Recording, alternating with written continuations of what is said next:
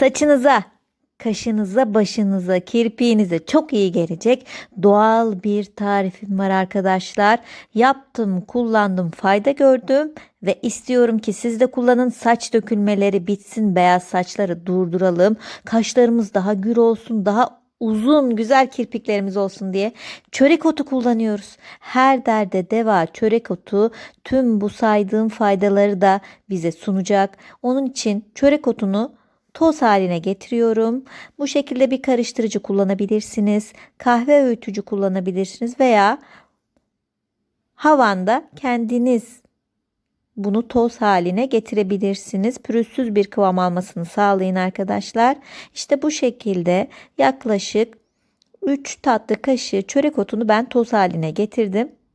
Hepsini kullanmayacağım. Kalanıyla maske de yaptım. Maskesi de çok güzel oluyor cilt için arkadaşlar. Onu da kullanabilirsiniz. Cam bir kavanoza 2 yemek kaşığı öğüttüğüm çörek otundan ilave ediyorum.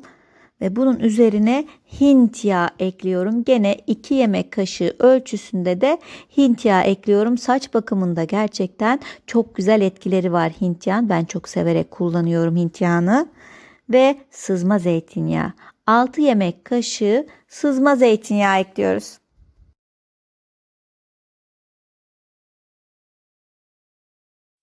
Şimdi ise Hindistan cevizi yağı. Hem mis gibi kokusun hazırlayacağımız bu kür hem de ışıl ışıl saçlara kavuşalım diye 3 yemek kaşığı Hindistan cevizi yağı ekledim ve biberiye.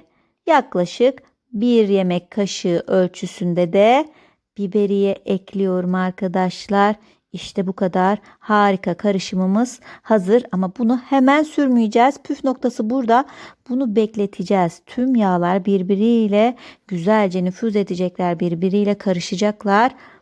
Bunu bekletiyorum. Güneş gören bir yerde ağzı kapalı olarak bir hafta boyunca bekletiyorum. Gün içerisinde çarkalıyorum, tekrar bırakıyorum. Bakın rengini vermeye başladı. Artık 4. günde bu şekilde bir renk aldı. Karıştırıp bırakıyorum. Yazıya dikkat.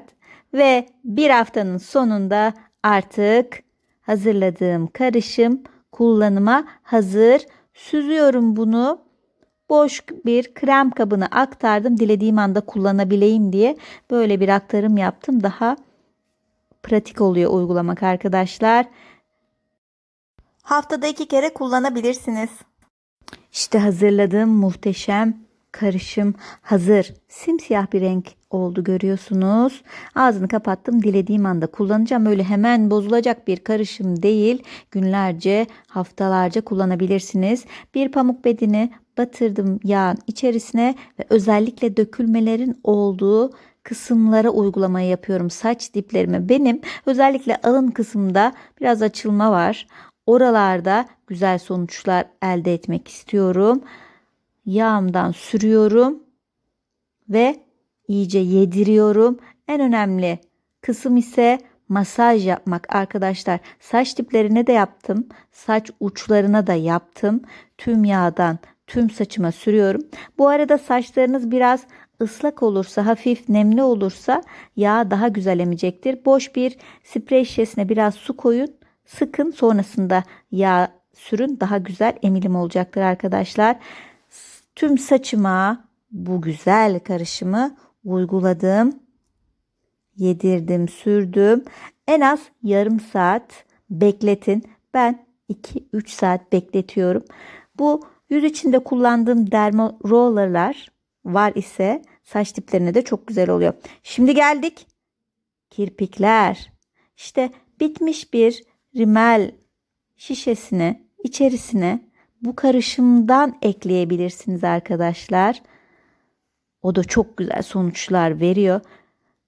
Bu şekilde kirpiklerinize sürebilirsiniz. Kulak çöpüyle de sürebilirsiniz.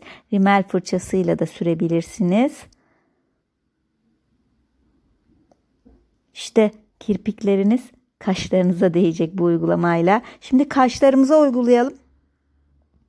Bir kulak çöpünü batırıyorum ve kaşlarıma sürüyorum.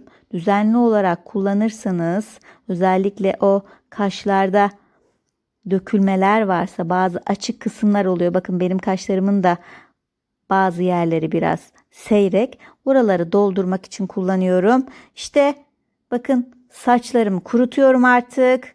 Görüyorsunuz düzenli uygulama sonunda oradan çıkan küçük saçlar var ve artık saçlarımızı kuruttuk. Çok daha parlak, sık, canlı, kalın telli, ışıl ışıl saçlara kavuşabileceğiniz güzel bir tarif paylaştım arkadaşlar. Kirpikleriniz, kaşlarınız, saçlarınız artık daha uzun, daha sık, parlak, gür olacak. Aynı zamanda saçlarınızın beyazlamasını da önleyecek. Umarım siz de kullanır memnun kalırsınız. Kendinize çok iyi bakın arkadaşlar. Sağlıklı, güzel, huzurlu günler diliyorum hepinize. Hoşça kalın.